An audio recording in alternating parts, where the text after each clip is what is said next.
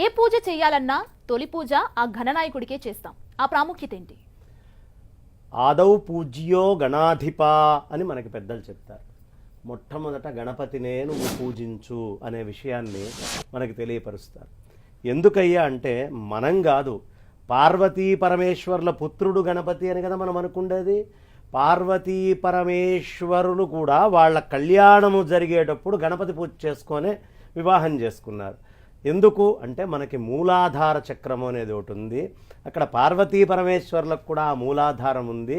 ఆ మూలాధార చక్రాన్ని అర్చించకుండా ఎవరి తరము కాదు. కాబట్టి మూలాధారజు నాదమెరుగుటే ముదముగ మోక్షమురా అని పెద్దలు చెప్పారు. కాబట్టి ఆ మూలాధారంలో ఉండేటటువంటి ఆ గణపతి యొక్క శక్తి బయటికి వస్తే తప్ప మిగతా అయినటువంటి ఏ కార్యము సానుకూలం కాదు. దేవతలు చదువునివ్వాలి సరస్వతి అమ్మవారు, గణపతి విఘ్నం ఇవ్వకపోతేనే ఇవ్వగలదు. లక్ష్మీ అమ్మవారు ధనాన్ని ఇవ్వాలి, గణపతిని పూజిస్తే తప్ప లక్ష్మీ అమ్మవారు కూడా ఇవ్వలేదు. లక్ష్మీ అమ్మవారికి విఘ్నం ఇవ్వగలడు, అలాగే తీసుకునేటటువంటి భక్తుడికి ఇవ్వగలడు. ఎందుకు ఇస్తున్నాడయ్యా అంటే ఒక మధ్యవర్తి వారధిగా ఉండి ఈ విఘ్నాలని శాసిస్తూ ఎక్కడ మహత్తు రావాలి, ఈ ప్రదేశానికి మహత్తు కావాలి అని నిర్ణయించేటటువంటి వాడు గణపతి. పరమాత్మని మనం అవ్యక్త వ్యక్త మహదహంకారాలుగా చూస్తాము. అవ్యక్తము పరమేశ్వరుడైతే, పార్వతీ అమ్మవారు వ్యక్తమయ్యేదైతే, ఈ వ్యక్తమయ్యేటటువంటి దాంట్లో మహత్తుని ఇచ్చేవాడు గణపతి. ఆ మహత్తుని గణపతి ఇస్తాడు. కాబట్టి మహత్తు ఎక్కడ నిర్ణయిస్తే అక్కడే మహత్తు చేరుతుంది తప్ప మహత్తు లేని చోట వ్యక్తం అనుకున్నా అవ్యక్తం అనుకున్నా ఏమీ ఇవ్వలేవు. కాబట్టి ఆ మహత్ స్వరూపుడైనటువంటి వాడు గణపతి. కాబట్టి ఆ గణపతికి పూజ చేయడము అనేది మనకి సనాతనంగా వస్తున్నటువంటిది. అంతెందుకు ఇవాళ వరసిద్ధి వినాయక చవితి. వరసిద్ధి వినాయకుడికి పూజ చేసే ముందు కూడా మహాగణపతి పూజ చేసే వరసిద్ధి వినాయక పూజ చేయాలి. కాబట్టి వరసిద్ధి వినాయకుడికి పూజ చేయాలన్నా మహాగణపతికి పూజ చేయాల్సిందే. అందుకనే ఆయనని ఎప్పుడూ మనం మర్చిపోకుండా మూలాధార యోగ స్థితిలో ఉండేటటువంటి ఆయన్ని మనమేమిటి, దేవతలేమిటి, ఎవరైనా రాక్షసులైనా సరే ముందు ఆయన్ని అర్చించాల్సిందే.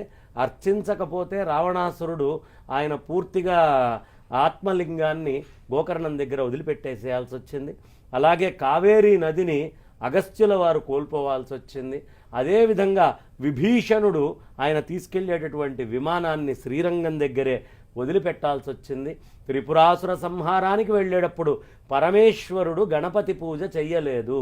చేయకపోతే ఆయనని ఒక దగ్గర ఇబ్బంది పెట్టి ఆయన రథంలో ఇరుసు కింద పడిపోయేట్టుగా చేశాడు. ఎందుకు ఇలా అయింది అంటే ఓ గణపతి పూజ చేయలేదా అని మళ్ళీ పూజ చేస్తే అప్పుడు ఇరుసు పెట్టి అప్పుడు త్రిపురాసుర సంహారం చేయగలిగాడు. కాబట్టి గణపతికి పూజ చేస్తేనే నిర్విఘ్నంగా, ఆదిగా చేస్తేనే నిర్విఘ్నంగా జరుగుతుంది. బ్రహ్మదేవుడు కూడా గణపతిని పూజించకుండా ముందు సృష్టి ఆరంభం చేశాడు. చేస్తే ఏమైంది, మొత్తము సృష్టి అంతా అల్లకల్లోలమైంది. ఇక్కడ పెట్టాల్సిన చెవు ఇక్కడ, ఇక్కడ పెట్టాల్సిన ముక్కు ఇక్కడ, ఇక్కడ పెట్టాల్సిన నోరు ఇక్కడ, అట్లా పెట్టేటప్పటికీ ఏమీ అర్థం కాలేదు. అందరూ ఆయన మీద యుద్ధానికి వెళ్ళారు. అప్పుడు ఆయన కూర్చొని తపస్సు చేస్తే మాఘకృష్ణ చతుర్థి నాడు సాక్షాత్తు ఆ బ్రహ్మదేవుడికి గణపతి వక్రతుండ గణపతిగా దర్శనమిచ్చి నీకు చక్కగా నువ్వు సృష్టి చేస్తావు అని వరమిస్తే అప్పుడు చేయగలిగాడు సృష్టి మొత్తం సక్రమంగా. కాబట్టి గణపతి పార్వతీపుత్రులకి ఒక చిహ్నంగా మనకు కనిపించినటువంటి రూపమే కానీ గణపతి ఎప్పటివాడయ్యా అంటే ఆద్యుడు, ఆయన జ్యేష్ఠరాజం, అందరికంటే ముందువాడు. అందుకనే మనకి గణపతి అథర్వ శీర్ష ఉపనిషత్తు ఒక గొప్ప మాట చెప్తుంది. నమస్తే గణపతయే త్వమేవ ప్రత్యక్షం తత్వమసి త్వమేవ కేవలం కర్తాసి త్వమేవ కేవలం ధర్తాసి త్వమేవ కేవలం హర్తాసి త్వం సర్వం ఖల్విదం బ్రహ్మాసి త్వం సాక్షాత్ ఆత్మాసి నిత్యం రుచం వచ్మి సత్యం వచ్మి అని చెప్తుంది.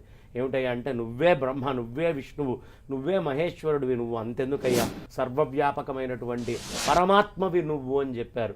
వరసిద్ధి వినాయక అవతారమే విష్ణుమూర్తి మధుకైటబుల్ని ఏం చేయాలో అర్థం కానటువంటి స్థితిలో ప్రత్యక్షమై వచ్చినటువంటిది. గణేశుడి యొక్క మంత్రము హిమవంతుడు అంటే పార్వతీ అమ్మవారి తండ్రి అమ్మవారికి ఉపదేశం ఇచ్చాడట పెళ్లి కాకముందే. ఆ మంత్రాన్ని అనుష్ఠానం చేసింది పసుపు ముద్దని పెట్టి, అందుకని గణపతి అందులోకి ఆవాహన అయ్యాడు. మనం ఇప్పుడు గణపతిని పెట్టి పూజ చేస్తుంటే గణపతి అందులోకి వస్తున్నాడనే కదా.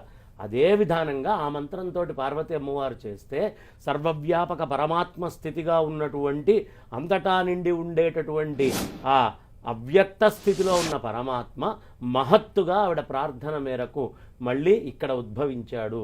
అందుకనే బీజములో నుంచి చెట్టు వచ్చింది, విత్తనంలో నుంచి చెట్టు వచ్చిందంటామమ్మా.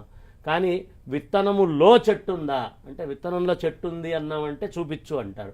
విత్తనంలో చెట్టు లేదు అంటే లేనిది వచ్చే అవకాశం లేదంటారు. విత్తనమే చెట్టు. అలాగే అవ్యక్తమైనటువంటి పరమాత్మే మహత్తుగా గణపతిగా ఇక్కడ కనిపించారు. ఆ పరమాత్మకి ఈ గణపతికి అభేదము అనేటటువంటి తత్వాన్ని మనకు చెప్తారు. అందుకనే ఆదౌ పూజ్యో గణాధిప, అన్ని హోమాలకి యజ్ఞాలకి అన్నిటికీ మూలమైనటువంటి ఆ పరమాత్మ ఎవరున్నారో ఆయన గణపతి. అందుకని గణపతిని ముందుగా మనం అర్చన చేయటం, ఆయన్ని పూజించటం, ఆయన అనుగ్రహాన్ని పొందటము అనేది వైదికంగా ప్రధానంగా చేస్తూ ఉంటాం. ఓకే అండి.